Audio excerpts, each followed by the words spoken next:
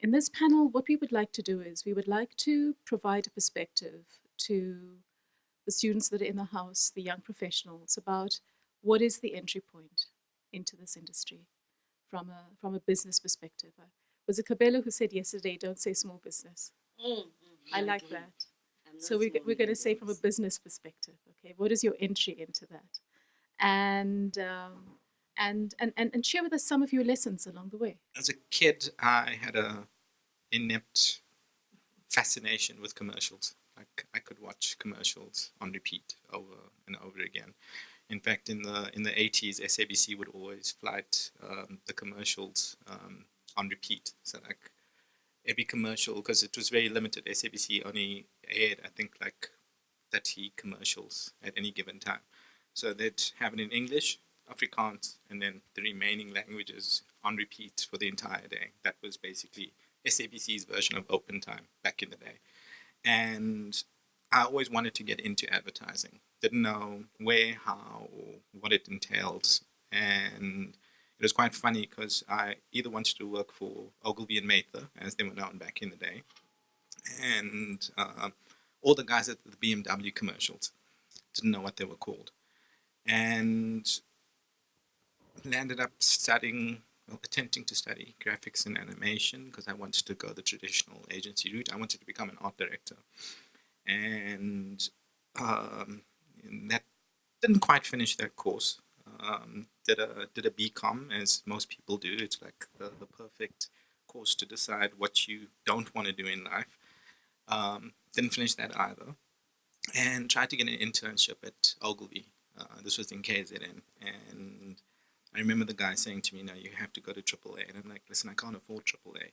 He's like, no, you have to go to AAA. We don't accept anyone. I'm like, I'll come in and wash cars, make coffee. I'm like, nope, you have to go to AAA. So I ultimately did a course in film and broadcast, and post that, I was like, I really enjoyed that. I also didn't finish that, by the way. What are we teaching them?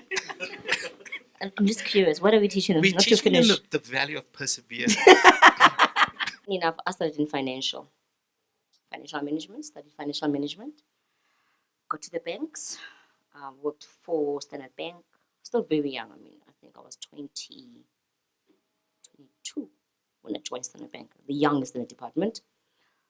Then moved immediately through to insurance. Then I moved into the space of what they call bookkeeping, but it was accounts management. After accounts management, you learn what companies call this mergers, which they hide very well that they're firing everybody else. Then they merged. We moved again, went to Old Mutual.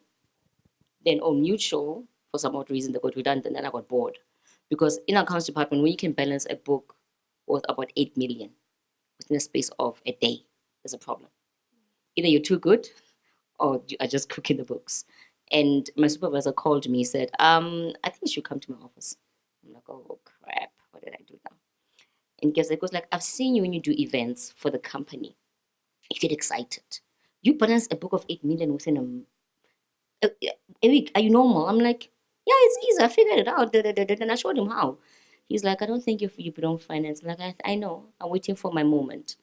Then went to Nedbank. There's a time PEM was changing to Nedbank. PEM Bank. And the merger, the launch that happened on Main Street, I was behind it. We were a whole team. And I remember thinking like, I found something I love. But you see, segmentations you're talking about, whereby if it's finance, you must stay in finance. If it's attorney, you must stay within the law of attorney. There's this compartmentalization of layers. And somebody said, you're never going to do finance. I'm like, then I'm going to be very bored and a miserable woman because this doesn't spark me. Then fate will have it. The African Union was, the OAU was being launched. And they were looking for a project manager. I just resigned from Nedbank. The launch was done.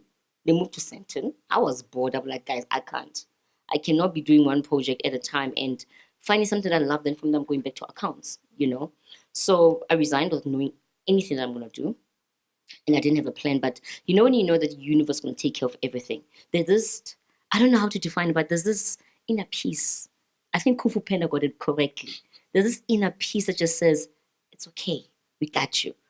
Was my departure point because month one, month 2, you realize you don't have a salary anymore.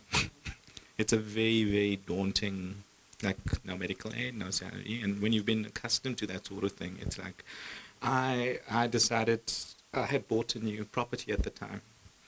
And amongst all of the personal challenges, I decided to go and start a new company, which wasn't very clever.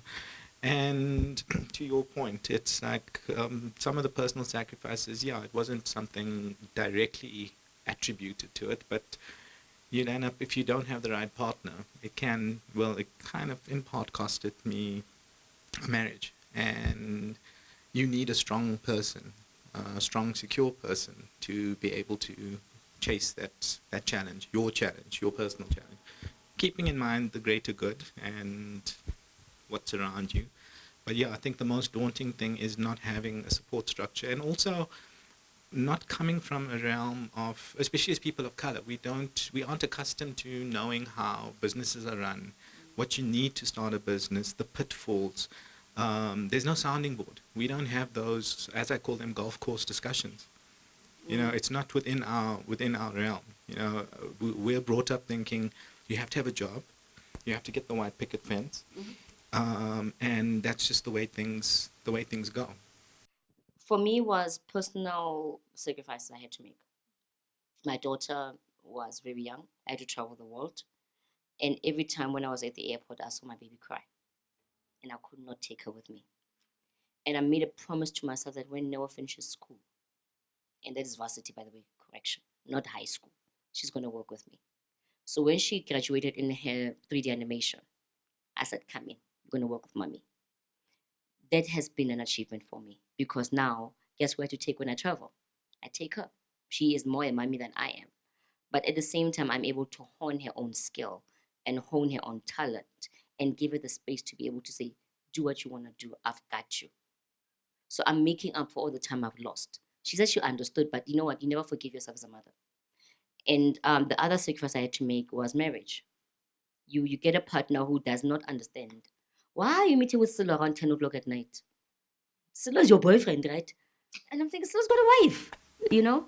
And they're like, no, he doesn't have a wife. Then you sacrifice that part, you know, which is the hardest one to sacrifice as a woman. Because society expects you to have this order: a child, a dog, a picket fence, and a husband. And I never followed rules. I questioned rules, you know. So I said, if a husband I'm not gonna have doesn't follow me or support me or shadow me, it's not gonna happen. So that's the sacrifice I had to make.